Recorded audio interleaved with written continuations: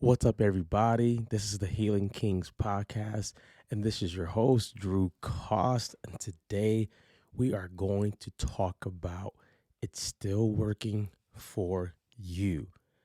Now, today I'm going to show you guys a scripture that it can do so much for business, for relationships, for just your thought life. It carries over in so many areas. And it's a scripture that usually gets overlooked and it usually gets misunderstood pretty quickly. So let's just dive right in. If you guys are watching on YouTube or social media, if you see me looking to the side, I want to read the actual scripture for you so you understand it and you can actually go read it for yourself. So we're gonna do two versions. We're gonna do the the normal version or the traditional version, the King James version. It's Proverbs 14, verses 22 to 24. It says, actually verses 23. I want to stay there. In all labor there is profit, but the talk of the lips tendeth only to penury. Right? We don't use the words like tendeth and things like that anymore. So let me read it in a different, two different versions. The next version I would read it in Proverbs 14 verses 23. Hard work always pays off. Mere talk puts no bread on the table. Okay. Then the last version is an amplified version. In all labor there is profit, but mere talk only leads to poverty. So let's dive right in. I'll start off by telling you a story. During the pandemic, we at that time I was a fitness trainer, coach, and I did want to coach coaches at that time. I was starting to coach coaches on how to become coaches, how to teach boxing and physical training and things like that. So I was doing what I wanted to do, but I didn't know how to do it more in depth. Now, when the pandemic happened, they closed the gyms, so we couldn't go into a gym, and I had to figure something out because I needed to still have income for my family. So I started to turn my garage into like a place where they can at least do some work. My whole goal was to get back into the real gyms within 2 weeks. So I was like, let me just create a place where they can do something. And with that, I had part of it was just like old garage junk, and then the other part of it was I had like a squat rack or something like that for them to lift some weights, and it worked. And we started realizing that they weren't going to open the gyms back up for a little while, and they weren't going to open up a lot of stores and jobs for a little while. So what I started to do was turn the garage into a gym.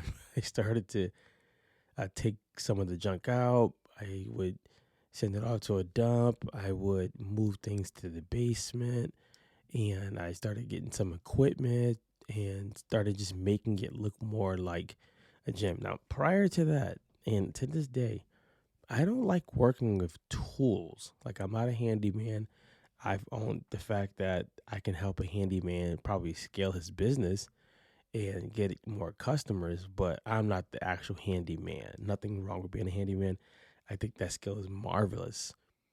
What started happening was I just started messing around with tools like how to hang up a board, how to do different things. And as the time went on, we turned the garage into a gym, and we got featured on this channel that was super cool where we put a door up. I can tell you horror stories about that door going up in. We won't go there today, but I can tell you horror stories about that, putting a door in the garage. And I remember one night I was insulating the garage because it got cold. It was around December. It was so cold. It was so brick. I had no idea how to insulate it, and I couldn't pay somebody for it. What they wanted at that time was about 1,200, and I just couldn't fork it.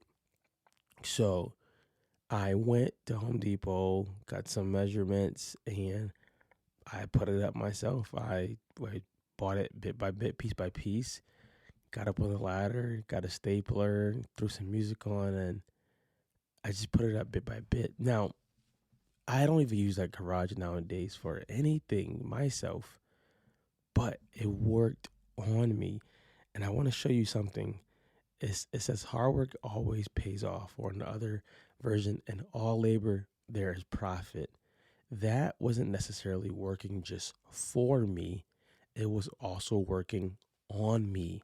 It was showing me or helping me become a person of resilience. It was helping me become a person that would do what needed to be done.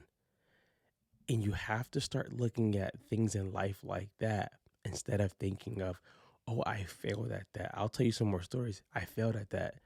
Maybe the success of that exact project wasn't the ending of the project, it was who you became doing the project. When I was getting the stuff, the installation and stuff like that, I had to go around and ask questions. I had to YouTube. I had to ask other garage gym owners. I had to figure out some heating stuff. I had to figure out how to get all this. And it just made me more of a person of resilience. And what I didn't know was the people who were training with me were also watching the whole thing happen. So they were like, "What, coach? Like you didn't even deal with tools before this. Now we got heat, we got barbells, we had everything we needed." And it just made me a more resilient person. Now here is something that carries over to this day now, because the pandemic had shut things down. Zoom became the way of communication for us and for many coaches. And this is the era when a lot of coaches started really taking their program serious. And there's also the era where a lot of people just became coaches for like 2 months, and then we never saw them again because coaching is hard. So during that time, I started to do content coaching for people, where I would coach them on how to share their story, how to share their business solutions, all of that stuff. Content. I started doing that, helping people with that. I had a group. I had called it. Um, I called the group. What did I call the group? I called the group. Uh, I think Conquer Content or something like that. And I had a Conquer boot camp. I called it Unstuck Boot Camp, and I would just teach them and give them lessons and challenges on how to make this content better and better. Now, with all of that, this is where I wanted to really get to. He says, in all labor, there is profit. There's some benefit that's going to happen for you if you work. It's gonna work on you, or it's gonna work for you. So this helps anybody who overthinks or feels overwhelmed that it's not gonna go right. If it doesn't go right in the first way you think, it's going right because it's showing you who you are, or it's showing you what you're able to do that you probably didn't do. But he says, but mere talk only leads to poverty. Only talking about it will lead to poverty. It's not only poverty in physical, but poverty in your mind. You'll just be a person who thinks a lot. Now, when that era came, I had to make my own graphics. I was not really making graphics like that. I had to start learning Canva. I had to start learning some softwares at that time. It was called CapCut. That changed, but I had to learn Canva. How do you make workbooks? How do you make ebooks? How do you make templates? And I kept thinking that that was the thing I was gonna just become, just a content creator. I was gonna just sell that stuff, and it went well for a little bit.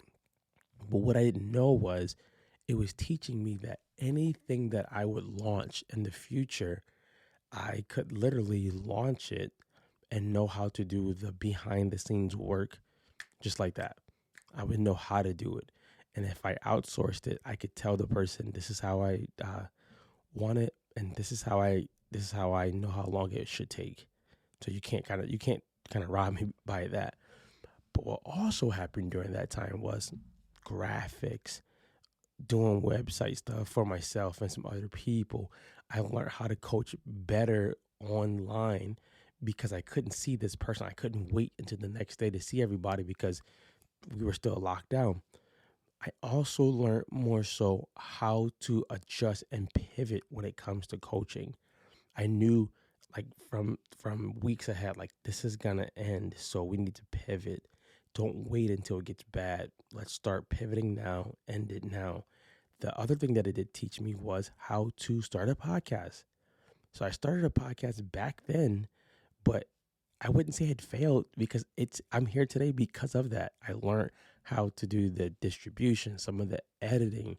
the episodes, the work before you actually shoot the podcast, all of that stuff. It was working on me. And I was mad because I thought I wasn't working for me. Now I launched that podcast and it did okay. But what had happened was I was gonna get hired by a company to do podcasting. That didn't work and it shot me down. I literally just stopped it all. I was like, I don't want to do this. This is whack. It's not gonna pay off.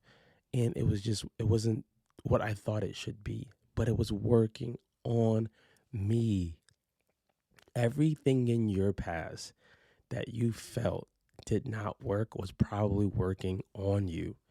Everything in your past that you felt was a failure, it probably wasn't. It was working on you.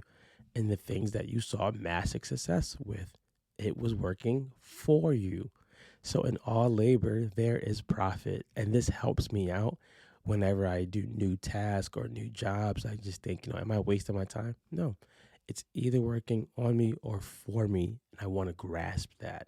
Now, the last story, back in the day, during that era, I also had some workshops where I was teaching people how to create an audio podcast. And with that, it went well. I had some signups and I threw that away. I was like, this is not worth it. And here we are today where I'm coaching coaches, and within coaching coaches, if they want to build podcasts, they sign up for that. If they want to learn how to do better content, they sign up for that part, or that part comes with their program. But in all work, there is profit. This encourages me, and I wanted to encourage you that you're not doing things just to do them. It's working for you, or it's working on you. And sometimes you don't get to decide which one that it's doing. But if you would just sit back sometimes and just relax, you'll realize it's doing good for you. Finally, I told you guys before, I insulated the garage, and I didn't know 2 years later, my wife would be using that garage to help get funds in for women who've been sexually assaulted and trafficked. And she does it in the winter. And she uses a heater that's in there, and she uses the insulation to stay warm. She goes through that door. So it wasn't working for me, it was working for her, but it was working on me. And I want to tell you that sometimes what's working on you is working for somebody else who's going to come after you. Go be great, guys.